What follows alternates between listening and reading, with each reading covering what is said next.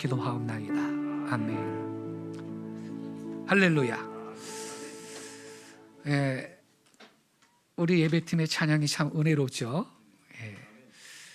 두 번째 찬송이 뭐였나요? 큰 산아 내가 무엇이냐, 내 앞에서 뭐가 되라고요? 평지가 되라.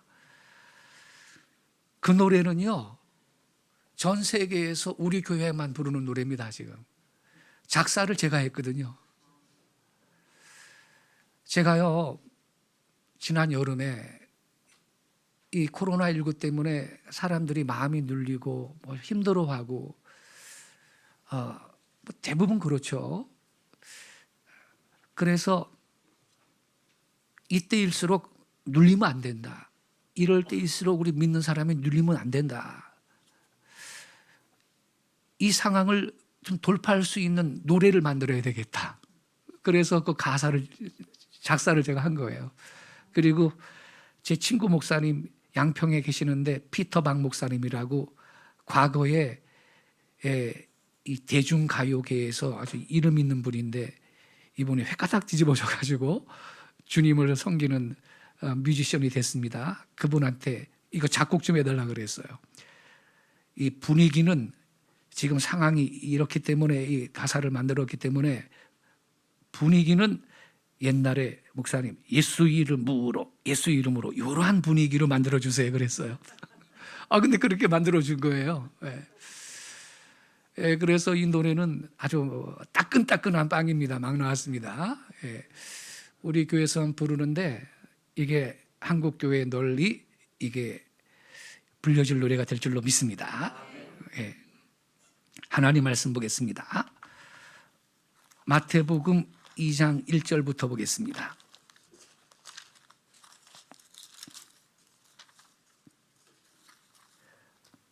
마태복음 2장 1절부터 6절.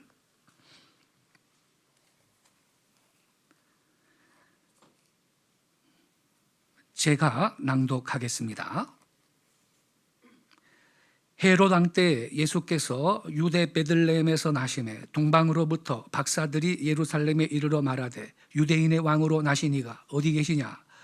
우리가 동방에서 그의 별을 보고 그에게 경배하러 왔노라 하니 헤롯 왕과 온 예루살렘이 듣고 소동한지라.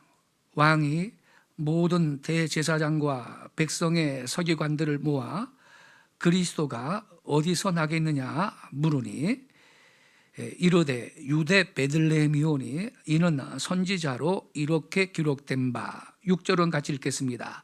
또 유대 땅 베들레헴아 너는 유대 고을 중에서 가장 작지 아니하도다.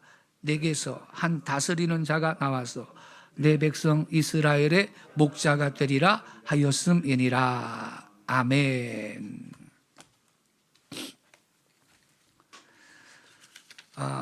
2000년 전에 예수님께서 유대 땅에 탄생하셨을 때 먼 동방의 박사들이 그 유대인의 왕으로 탄생하신 예수님을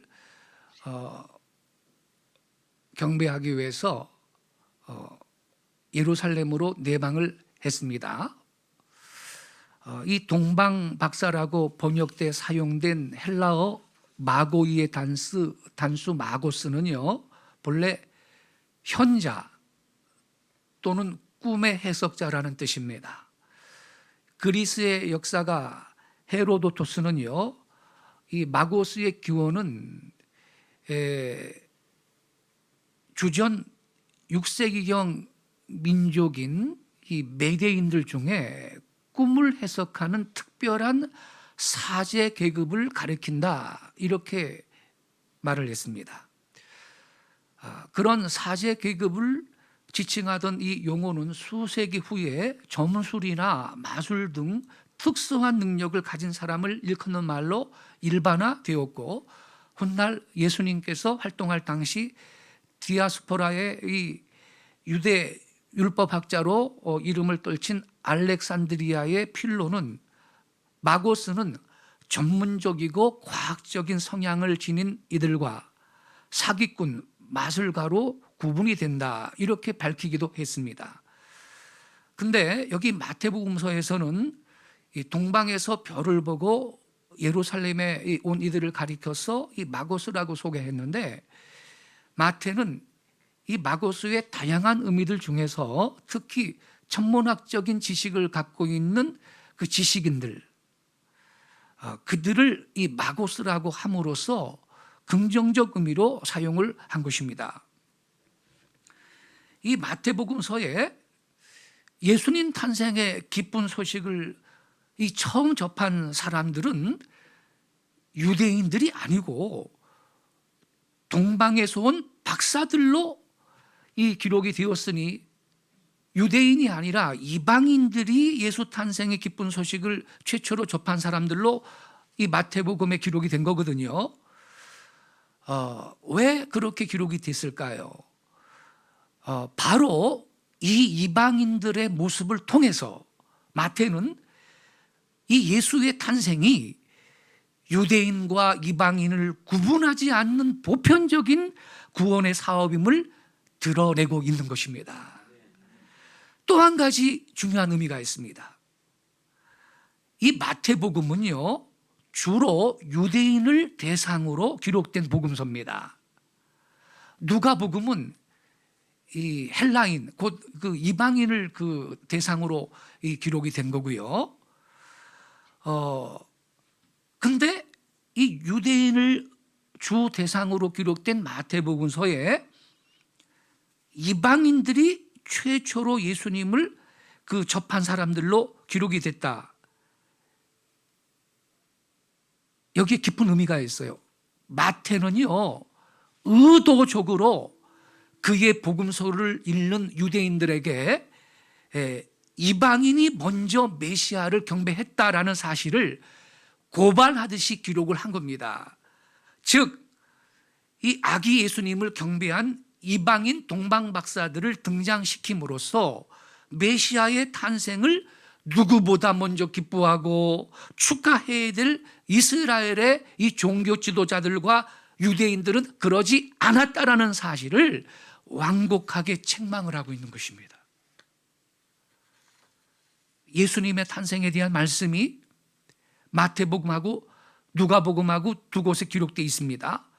그런데 유대인을 위한 기록이라고 할 수 있는 이 마태복음에는 이방인 동방박사의 경배가 기록이 되어 있고, 헬라인, 즉 이방인을 위한 기록이라고 할 수 있는 누가복음에는 유대인 목자들의 경배가 수록이 되어 있단 말이죠. 뭔가 좀 아이러니하죠. 그러나 거기에는 각각 특별한 목적과 의미가 있는 것입니다.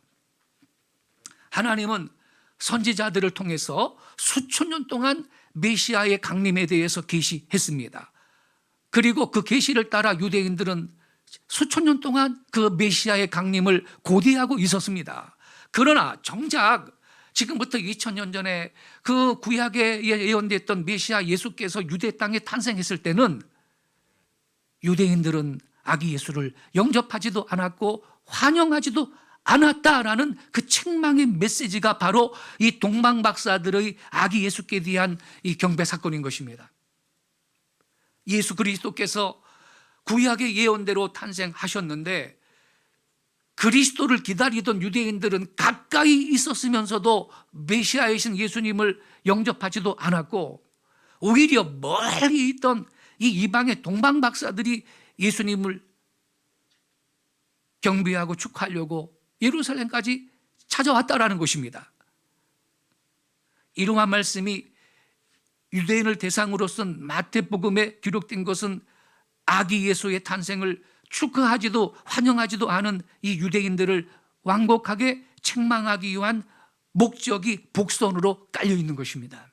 다시 말씀드리면 마태는 아기 예수님을 경배한 이 이방인 동방 박사들을 등장을 시킴으로써 이스라엘의 종교 지도자들 비롯한 유대인들은 그리스도의 탄생을 축하하지 않았을 뿐만 아니라 오히려 핍박하는 일에 동참했다는 사실을 은연중에 책망을 하고 있는 것입니다. 그러니 이 마태복음을 읽는 믿는 유대인들은 마음이 어떻겠어요? 부끄럽지 않겠어요, 여러분? 이 마태가 유대인들을 대상으로 기록한 마태복음에 이 이방인 동방 박사들의 내방 사건을 기록한 목적이 바로 거기에 또한 있는 것입니다. 구주 예수님이 탄생하셨을 때 정작 가까이 있었던 유대인들은 예수님을 영접하지도 않고 환영하지도 않고 축하하지도 않았습니다. 본문에 보면 그 불신앙의 사람들이 등장하고 있습니다. 첫째가 누구냐? 헤롯 왕과 온 예루살렘입니다. 3절에 보면요 이렇게 써 있습니다. 헤롯 왕과 온 예루살렘이 듣고 소동한지라. 헤롯과 예루살렘이 듣고 소동하였다 그랬어요. 이 소동하였다라는 것은 불안하였다라는 말입니다. 영어로 말하면 트러블입니다. 기쁜 소식이 들리는데도 그들은 불안했습니다. 왜 불안하고 괴로워했을까요? 하나님의 아들이 수천 년 동안 유대인들이 대망했던 그 메시아가 오셨다는데 그들의 마음에 왜 소동이 일어났을까요? 기쁨이 일어나야 되는데 왜 소동이 일어났을까요? 아이고 큰일 났구나. 큰일 났구나 하면서 불안해하는 그 마음, 괴로운 마음, 즉 예수님이 오셨다는 말에 왜 불안한 마음이 생겼느냐 이 말입니다. 여러분, 헤롯은요 자기 자리를 빼앗길까 염려했습니다. 내가 왕인데 유대인의 왕으로 나신 이가 어디 계십니까? 우리가 그분께 경배하러 왔다 그랬단 말이죠. 동방 박사들이. 내가 왕인데 야, 내 자리 이거 뺏기겠구나. 헤롯이 오신 구세주 메시아를 영접할 수 없었던 우선적인 이유는요 자기의 자리를 빼앗길까 염려했기 때문입니다. 네. 메시아 때문에, 왕으로 오신 그 구세주 때문에 자기 자리 뺏길까 불안했던 것입니다.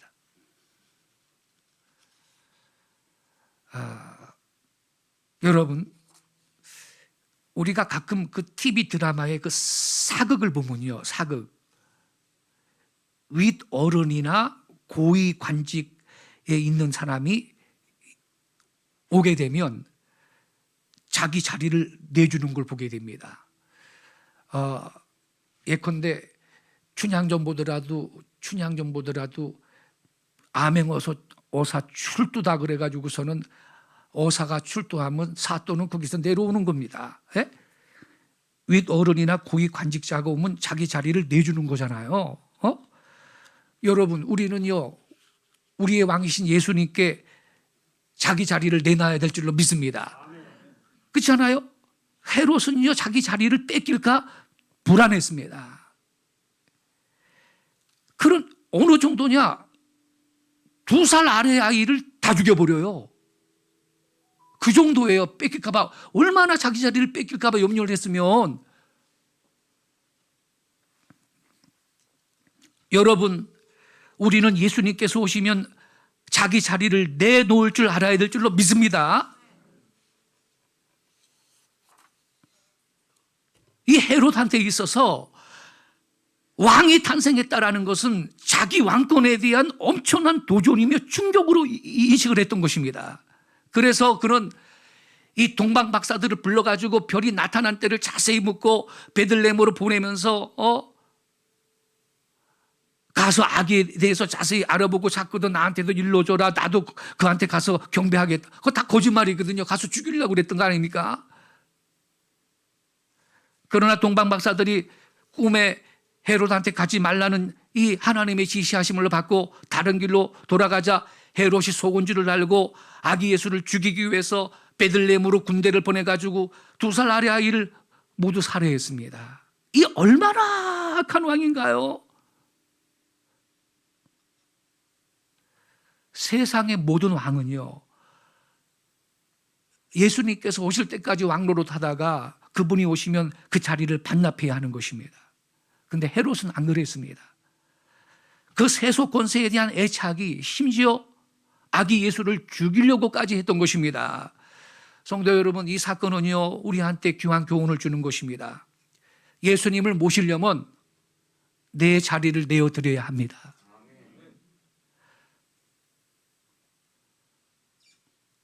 여러분, 내 삶의 왕이 누군가요? 내가 왕이거든요. 내 자신에 관한 한 내가 왕이에요. 그러나 알아야 됩니다. 나 자신도 내 것이 아니고 나 자신도 내가 왕이어서는 안 된다라는 사실, 내 마음대로 살아서는 안 됩니다. 사실 여러분, 지금 헤롯이 말이죠, 따로 있는 게 아닙니다. 교만하여 내 뜻대로 내 마음대로 고집하며 사는 내가 바로 헤롯입니다. 누가 헤롯한테 돌을 던질 수가 있겠어요? 예수를 믿는다고 하면서도 나를 내려놓지 못하면 아기 예수님을 배척하는 것과 같은 죄가 됩니다. 입으로는 주여 주여 부르면서 자기 자신이 자기 삶의 주인이고 왕이라면 어찌 하나님의 백성이라고 할 수가 있겠습니까?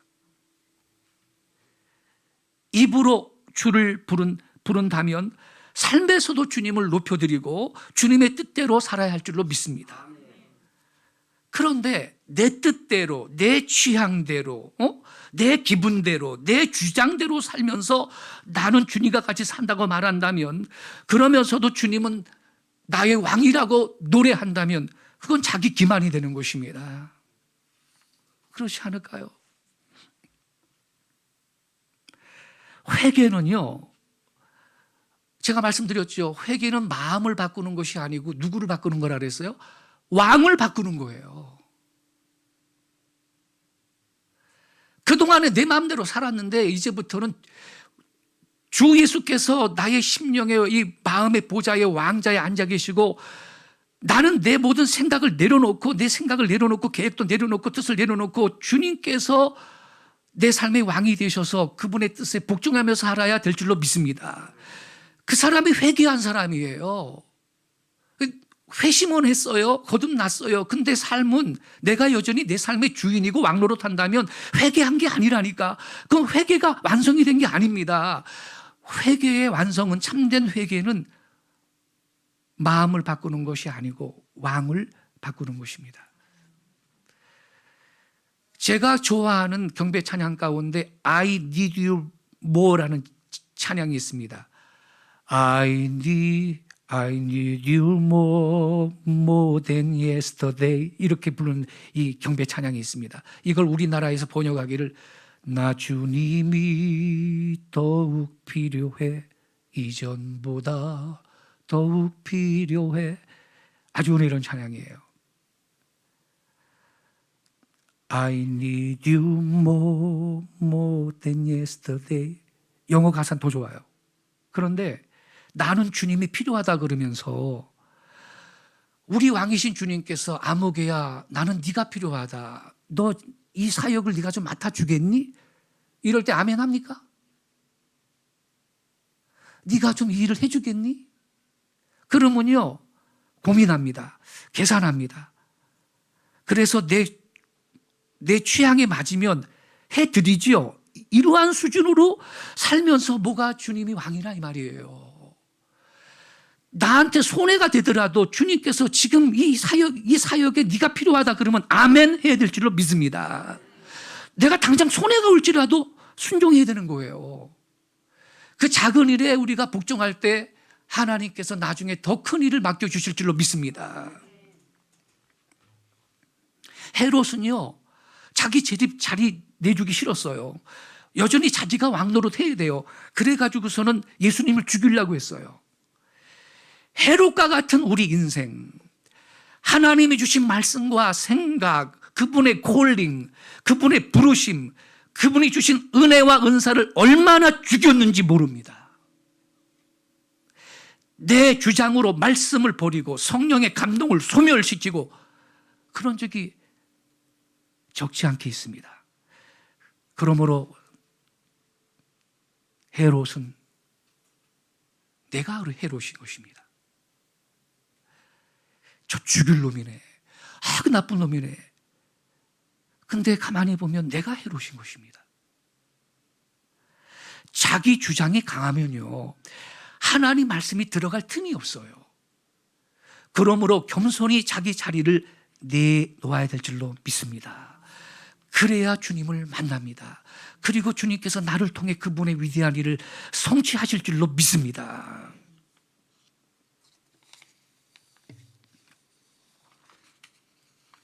헤롯과 온 예루살렘은요 소동했어요. 기뻐해야 되는데 왜 그랬느냐? 또 한 가지 이유가 있어요.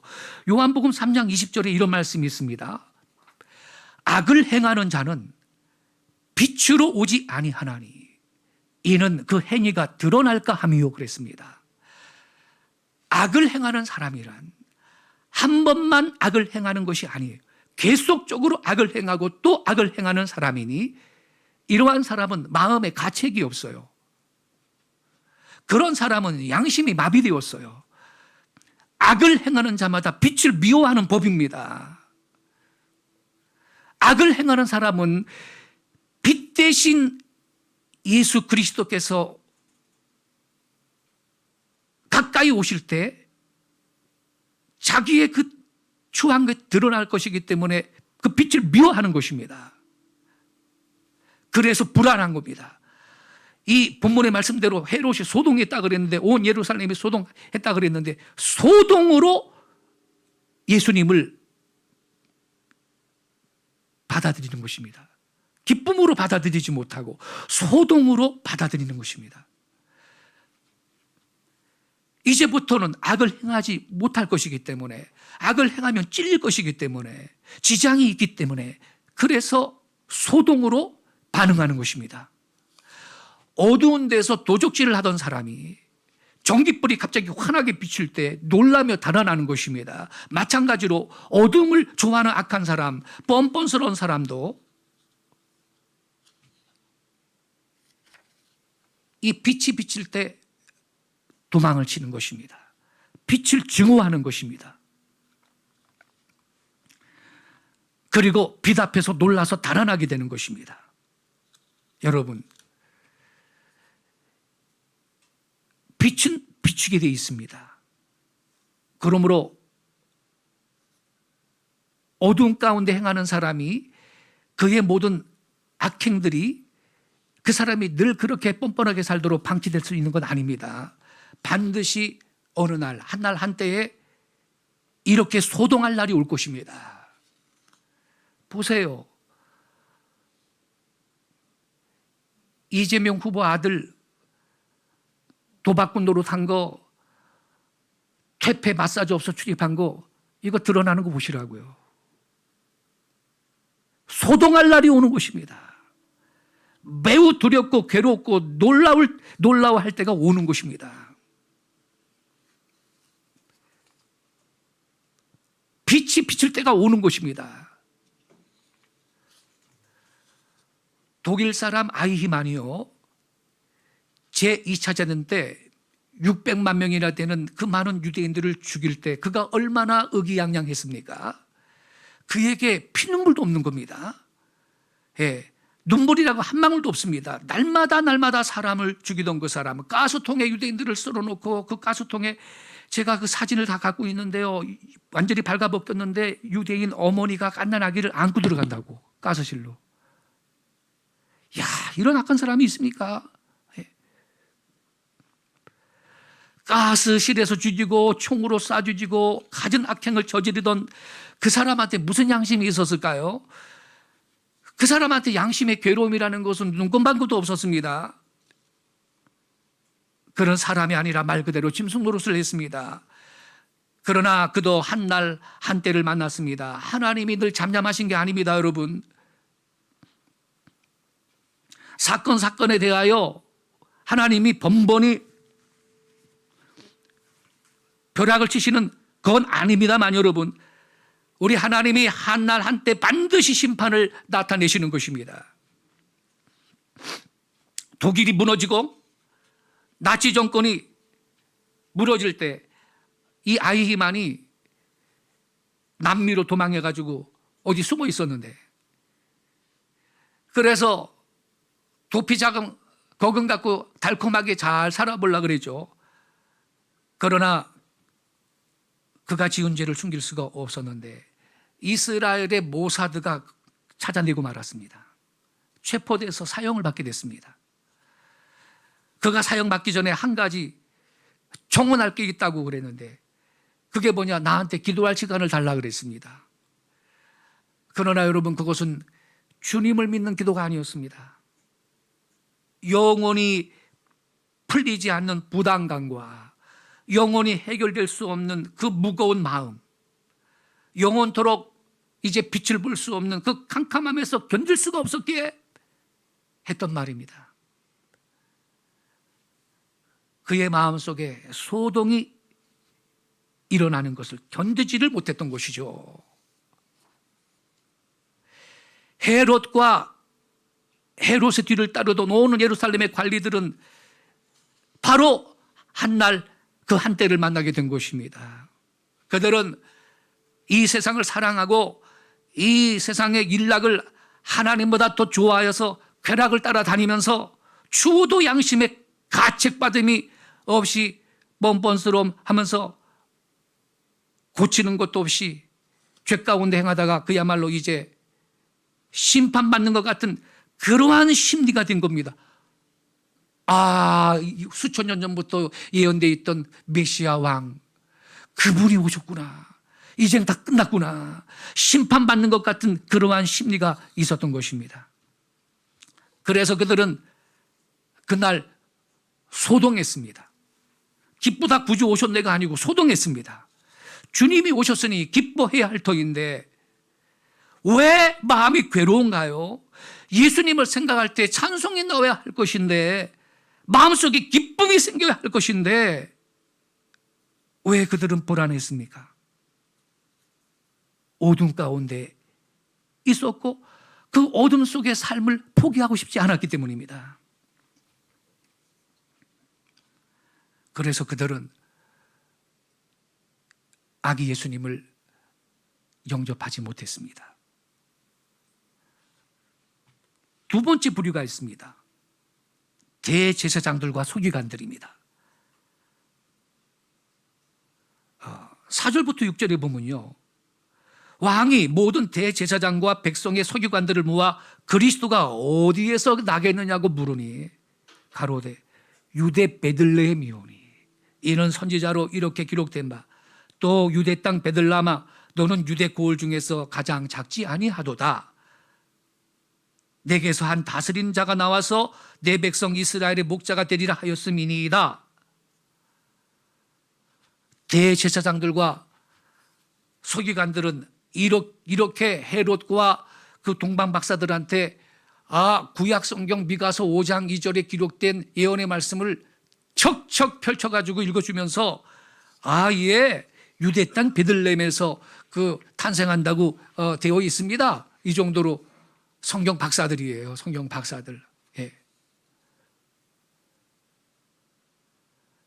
그런데 이 사람들은요, 남들한테는 성경의 예언을 가르쳐 주면서도 그들 자신은 믿지 않았던 것입니다. 그들은 진리를 가지고 남을 향하여는 곧잘 가르쳐 주면서도 그들 자신은 그 진리대로 살지 않기로 유명했습니다. 마태복음 23장 4절에 이런 말씀이 있습니다. 무거운 짐을 묶어 사람의 어깨에 지우며 자기는 이것을 한 손가락으로도 움직이지 아니하며 그랬습니다. 그들은 무거운 율법의 짐을 묶어가지고 사람들의 어깨에 지우면서 가르치기를 성경에는 이렇게 말씀하셨으니 그대로 행하시오. 그렇게 가르칩니다. 그러면서도 자기들은요, 한 손가락으로도 움직이려고 하지 않았다 그럽니다. 끄떡하지도 않는다는 거죠. 자기는 그 말씀대로 살지 않은 데 있어서 유명한 사람들이 당시 종교 기독권을 갖고 있던 자들이었습니다. 서기관들, 바리새인들, 제사장들.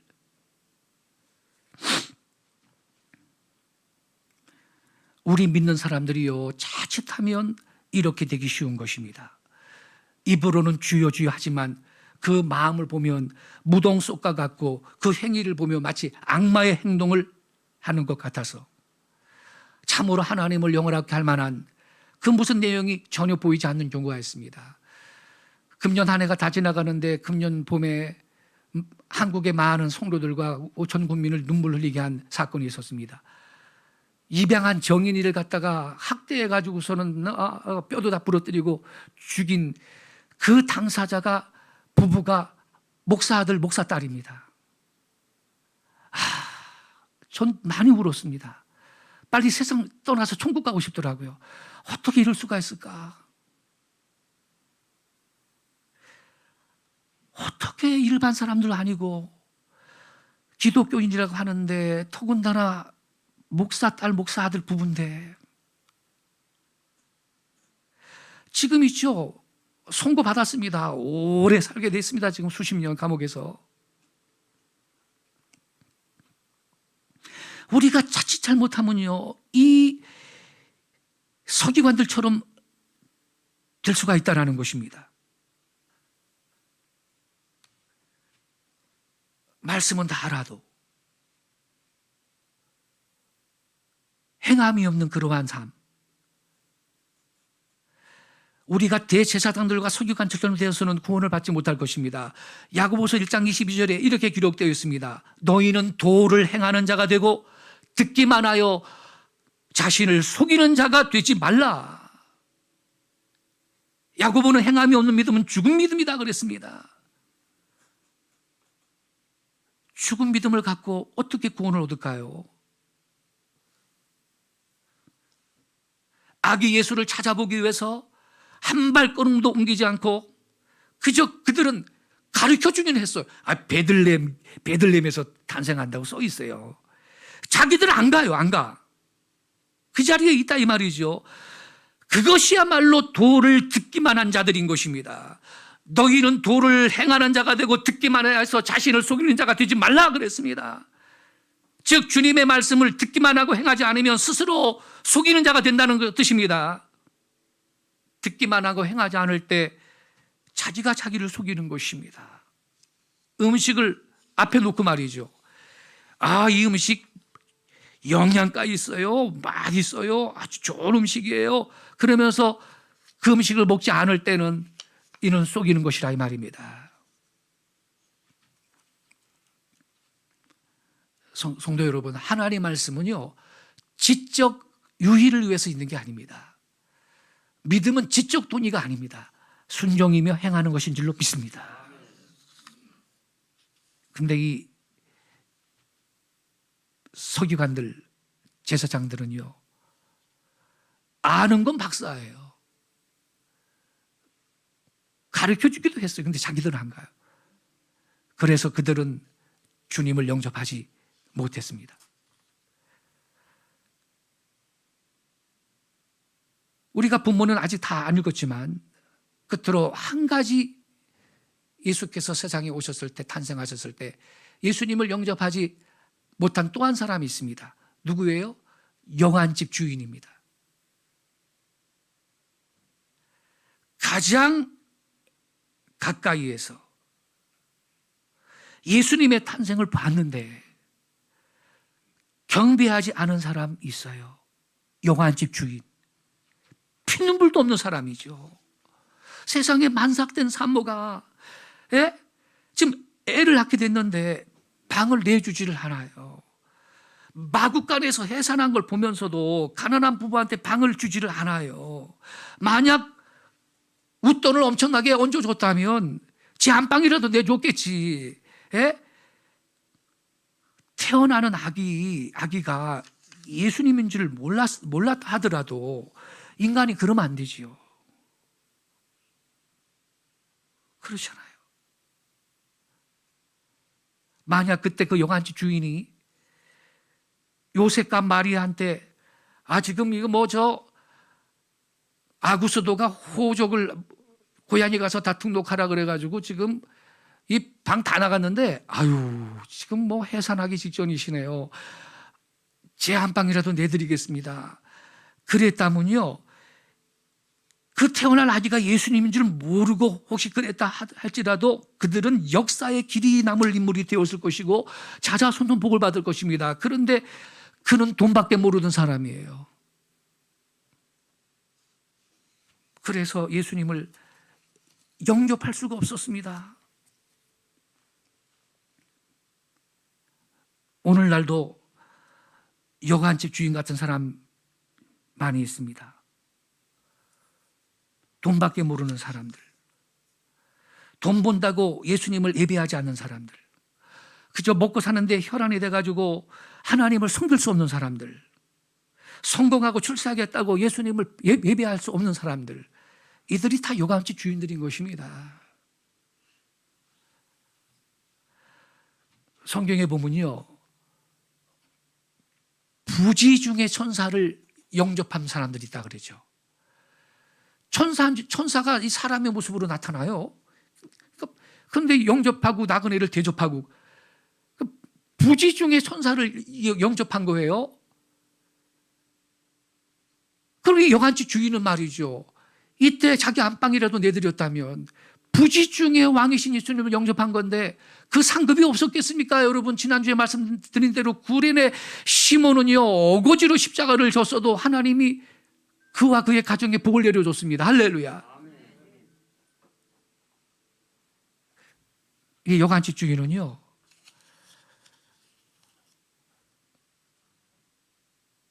가치관이 뭐냐? 오직 돈을 위해서 살던 사람이었던 것입니다.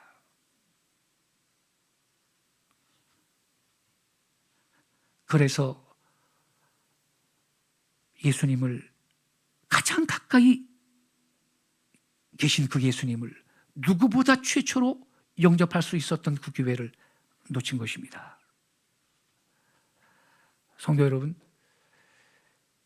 이제 성탄절이 며칠 앞으로 다가왔습니다.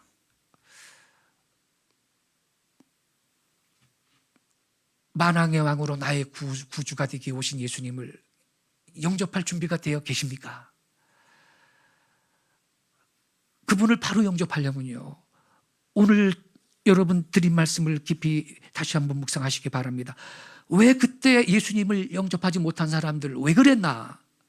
이 말씀의 거울에 비춰보면 금년 성탄절에 내가 나를 구원하기 위해서 하늘 영광 버리시고 이 땅에 오신 예수님을 어떻게 하면 영접할 수 있는지 답이 나올 줄로 믿습니다. 그래서 바로 예수님을 영접해서 내 마음에 예수님이 다시 탄생하시고 그분이 왕이 되시고 나의 삶을 통해서 영광을 받으실 수 있는 그러한 성탄절 맞이하실 수 있기를 예수님의 이름으로 축원합니다. 기도하겠습니다. 살아계신 아버지 하나님, 주의 말씀은 내 발의 등이며 내 길의 빛이나이다. 우리가 이 말씀을 순복하며 살 때 길을 잃지 아니할 것이며 하나님 말씀을 경험하게 될 것이며 신실하신 하나님이 말씀대로 순종하며 사는 나의 인생 가운데 놀랍게 역사하는 것들을 경험하게 될 줄로 믿습니다. 주님, 수천 년 동안 기다리던 예수께서 2000년 전 베들레헴에 탄생하셨을 때 영접하지 못했던 세 부류의 사람들이 있었음을 이 시간 상고하였습니다. 그들이 왜 예수님을 영접하지 못했는지 그 이유를 묵상하였습니다. 우리가 이 말씀의 거울에 나 자신을 비춰보고 이제 아버지 성탄절이 며칠 앞으로 다가왔습니다. 기쁨으로 왕이신 예수님을 바로 영접할 수 있는 마음의 준비를 갖추게 하여 주옵소서. 하나님께서는 이 말씀 붙들고 우리가 회개하고 또 결단하며 기도하기를 원하십니다. 주여, 헤롯이 악한 자라고 돌을 던졌는데 이제 보니 내가 헤롯입니다. 내가 바리새인과 서기관들이었음을 고백합니다. 내가 육아 요간주인 아니었는지 말씀의 거울에 비춰볼 때 반성하고 회개합니다. 주님, 내 자리를 주님 앞에, 왕이신 주님 앞에 내려놓게 해달라고 기도하십시다. 내 삶의 전 영역에 우리 예수님이 왕이심을 고백하고 왕되심을 허락해 드리세요. 주님, 이제 주의 말씀에 온전히 순종하며 살겠습니다. 먹든지 마시든지 무슨 일을 하든지 영안지 주인처럼 사는 것이 아니라 하나님 영광 위에 사는 제자가 되게 해주세요. 우리 주여 한번 조용히 외치고 결단하며 회개하며 통성으로 기도하겠습니다.